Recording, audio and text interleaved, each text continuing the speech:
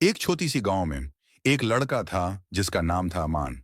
अमन को खेलने का बहुत शौक था, लेकिन सबसे ज्यादा उसे पसंद थी एक कांच की चमकदार मोती, ग्लास बीड, जो उसके दादाजी ने दिया था। उस मोती के बारे में एक अफवाह थी, जो भी उससे खो देगा उसकी एक इच्छा कभी पूरी नहीं होगी।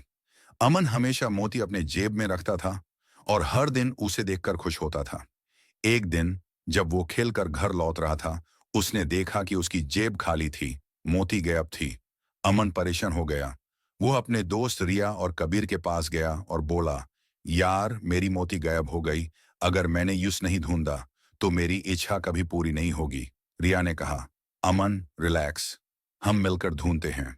उन्होंने मिलकर हर जगह ढूंढा, पार्क, स्कूल और वो जगह जहां अमन खेलता था, लेकिन मोती नहीं मिली। तभी कबीर को एक अजीब बात याद आई। रात को मैंने देखा था एक काले कुत्ते को तुम्हारे बग के पास जाते हुए। अमन घबरा गया।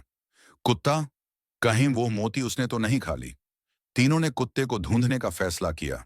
रात का समय था और चांद की रोशनी में गांव के जंगल का रास्ता थोड़ा डरावना लग रहा था, लेकिन वो तीनों हिम्मत करके निकल पड़े। जंगल में उन्हें कुछ अजीब आवाजें सुनाई दी, पट्टों की खड़बड़ाहट और कहीं दूर से एक उल्लू की चीख। तभी उन्होंने देखा एक कुत्ता एक पुराने पीपल के पेड़ के नीचे बैठा है। वो वही काला कुत्ता था।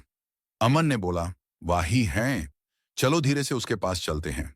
रिया ने कुत्ते को एक बिस्किट दिया और प्यार से बोला, अगर तुमने मोती उठाई थी तो हमें दे दो।